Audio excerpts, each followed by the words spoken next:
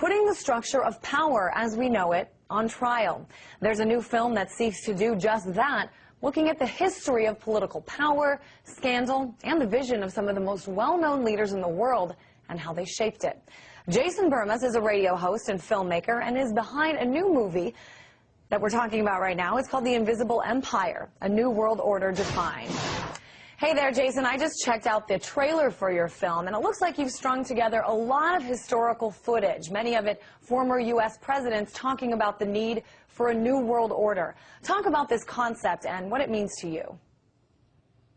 Well, throughout history, men of power have sought to bring together the world under one government, and they've called this the New World Order. Whether it be Hitler during World War II or George Bush after the Gulf War, they all seem to use this terminology. So I decided to explore that and see what a New World Order really was and try to define that term.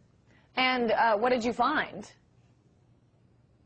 Well, I found that through organizations such as the Council on Foreign Relations, the Royal Institute for International Affairs, the Trilateral Commission, the Bilderberg Group, and many others, they have consolidated power on a mass level and are moving towards a world government. You're seeing this more and more with events like the G20 calling for a world currency and SDR units as the new reserve currency. So I'm really out to expose this agenda to not only the American people, but the world. I understand that you did also some work on the film Loose Change 9/11, which challenges what the authorities have said about 9/11 and identifies some of the main points of what's now becoming the 9/11 truth movement. Does the Invisible Empire deal with this issue at all?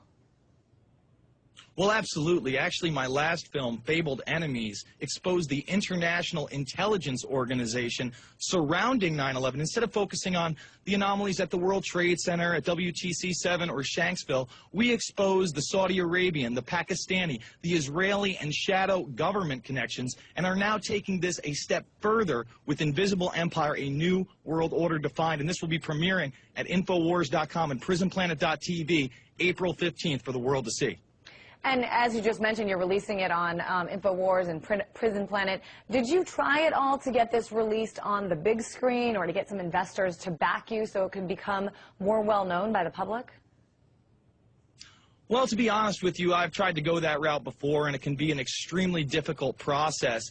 And with my films being seen by tens of millions of people online for free, that gets the message out. And we encourage people to take our films, make copies, and hand them out, because this is not about money. This is about getting the information to the public so that we can try to restore the Constitution and Bill of Rights in this country. This is to oppose tyranny, not to make a profit.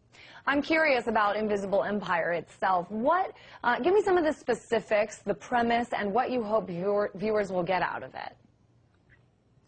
Well, a lot of times when people use the term New World Order, you're already into the conspiracy arena. And I literally have over 200 prominent people discussing that very term. So I want to shatter the image of what a New World Order means and really put out the facts, the truth about this agenda. And that's what I've done in this film, not only going over their organizations, but also their modes of control, such as assassination and false flag terror. You were contrasting, I noticed, especially in the trailer, some leaders. For example, you had Hitler in there. You also had, President Kennedy, President Bush. Talk a little bit about, I mean, you seem to be arguing that there's sort of a congruent message between these leaders. Well, I don't think that I put Kennedy in a negative light. Kennedy warned us that secret societies and backdoor dealings were a major problem during his presidency, and we know where that led to, his assassination. So when we have a person like George Bush espousing a new world order under the United Nations and global governance, and then on the other side of the supposed spectrum, we have people like Al Gore calling for the same exact thing and Bill Clinton calling for the same exact thing. In this film, you'll see Bill Clinton talk about a new world order not once but twice. So really, I want to expose this, like you said, congruent agenda for world government. All right, Jason Bermas, thanks so much for giving us that inside look on your upcoming film.